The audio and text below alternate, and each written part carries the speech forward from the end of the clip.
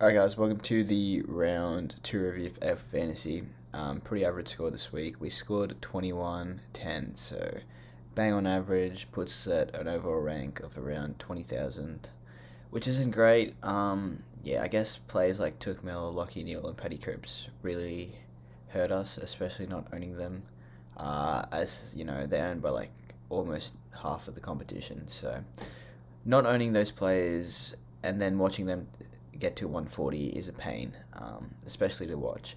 So that definitely affected our ranking not too well, but yeah, it was a decent round because we did move up 10,000 spots. Not what I was hoping for, but we still moved up, which is good. As far as our trades went, brought in Skinner and Jai Caldwell. We traded out Heath Chapman and Baldwin. Chapman sort of maxing out on price, felt that there was not that much value in Chapman, so traded him out. And then Baldwin is a rookie that I felt like might not get a game for a couple of weeks, so we decided to trade him to Caldwell, who had an impressive round one.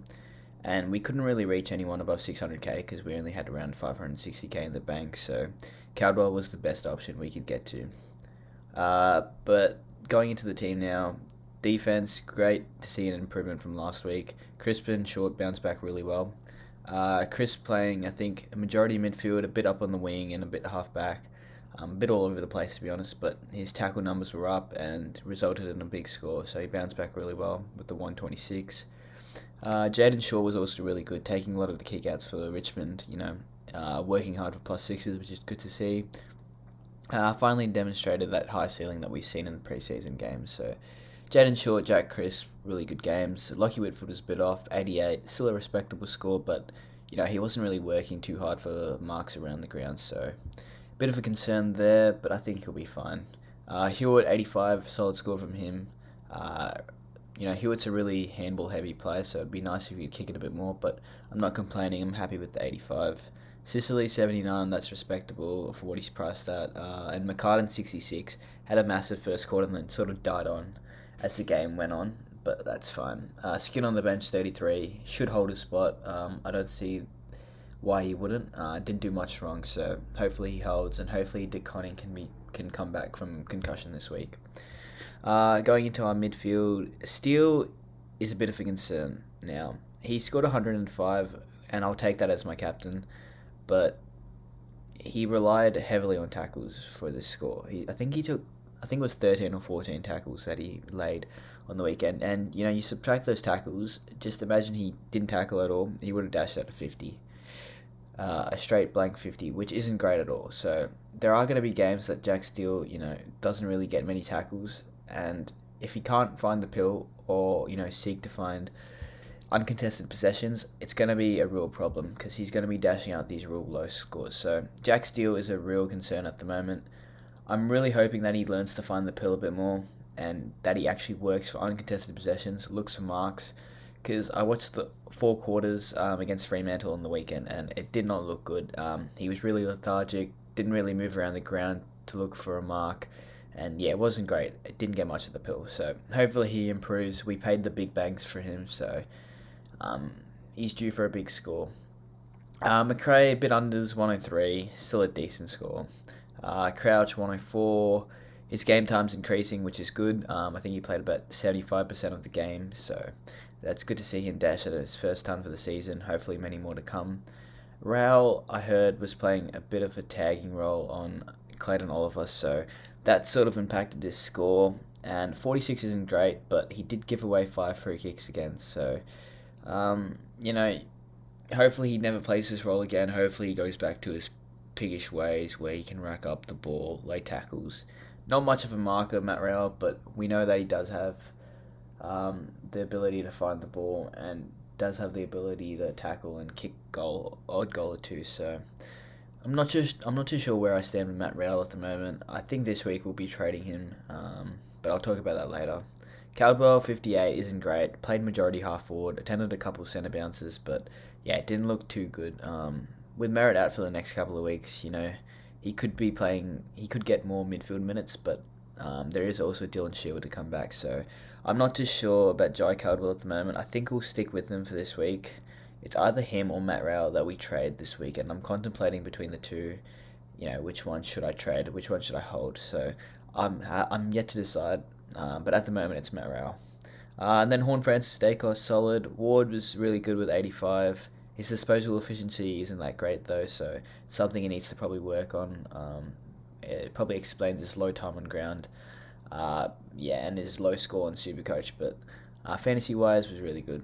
Then Gawn and Grundy, set and forget. It's not really working out this year. It's worked out quite well for the last couple of seasons, but yeah, this year isn't looking like it was the right call. Gawn's been terrible and Grundy's been pretty bad as well. So I think we trade Gawn this week, especially due to the fact that Jackson's playing a lot in the ruck. I feel like Gawn will still be a top 2 ruck, although his break even is really high and he's going to be dropping down significantly in price. So I think we trade Gawn this week. As for Grundy, we hold him because we do need some points from him. And I think that means we have to field Hayes, which is a bit of a concern, especially with someone like Ryder coming back in. But I'll talk about that more as we get into our trades. Williams, he's probably not going to play a game for the rest of his career. I don't know what he's doing. Doesn't even look close to, the twos footy ready. So can't play in the twos, can't play in the ones. I don't think he's getting a game of footy ever again at this rate. So yeah, unless more Eagles players get COVID, I don't see Jack Williams playing, because if you go out and score 1 in your first game, it's not a great start. Although saying that, Nick Larkey did score 1 and now he's a great player, so you never know, but yeah, not great. He's probably not going to get a game. Forward line, Dunkley, solid, 112, nothing much to be said there. Massive last quarter to get to that score, so credit to him.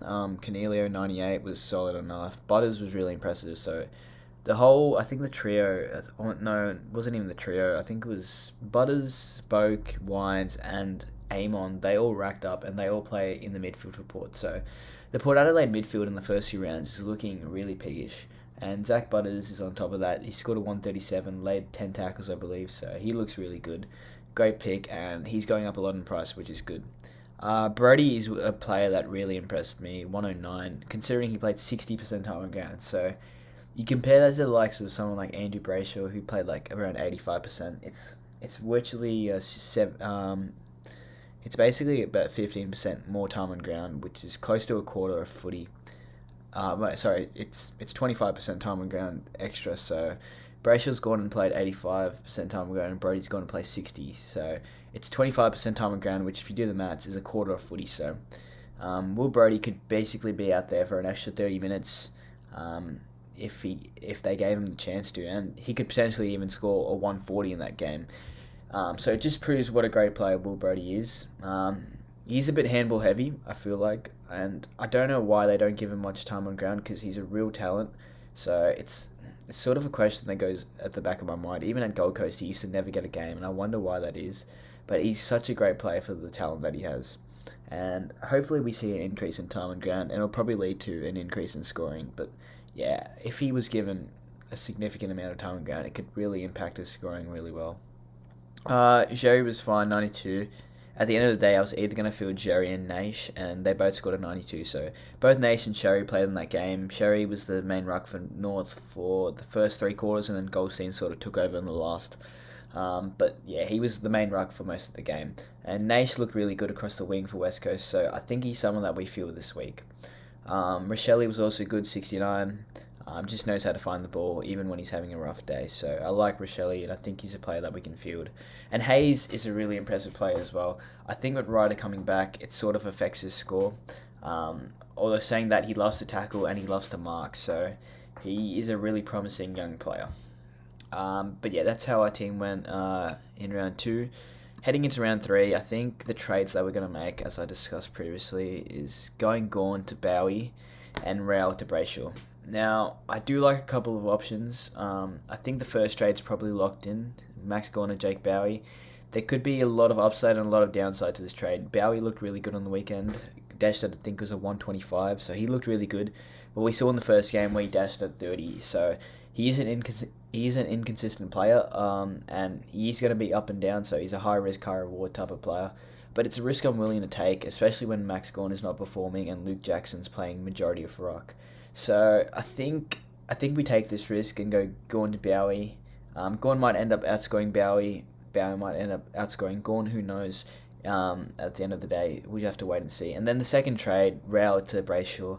Nothing against Matt Rowell. It's either him or Caldwell, and I feel like Caldwell will score a bit better with Merritt being out for the next couple of weeks, as well as the season that Matt Rowell had last year wasn't too great. And I feel like hopefully that game won't be reflected for future games, but he didn't look good in that game at all. So at the moment we're trading Matt Rowell, but it could swing either way. It could be Caldwell. And we're going Andy Brayshaw, who had a phenomenal game on the weekend. It was 180. And yeah, the only concern with Brayshaw is that he might cop a tag in the next couple of weeks. Although saying that, they didn't tag him last week, and Fremantle still lost. So I don't really see a point in tagging someone like Andrew Brayshaw, especially when your team's still losing. So he's a great pick. He marks, he tackles. His tackling pressure is elite, actually. And he racks up the pill and can kick an odd goal or two. So it showed on the weekend where he dominated in all those stat lines and scored a 180. But I really like Andy Brayshaw as a pick.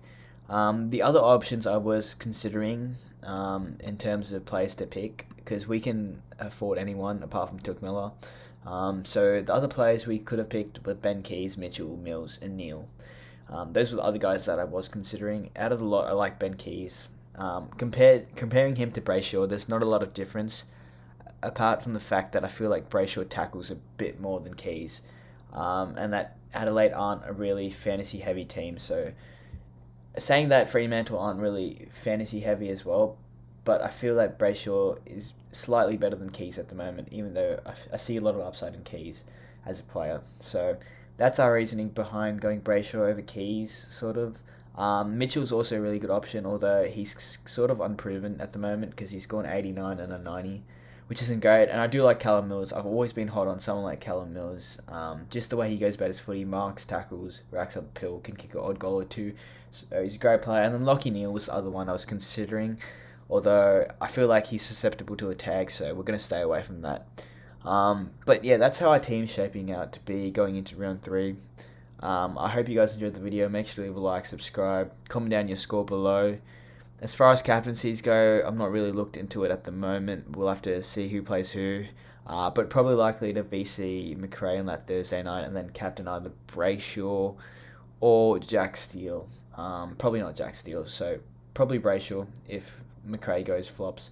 But yeah, that's how our team's shaping out to be at the moment, and I'll see you guys next week.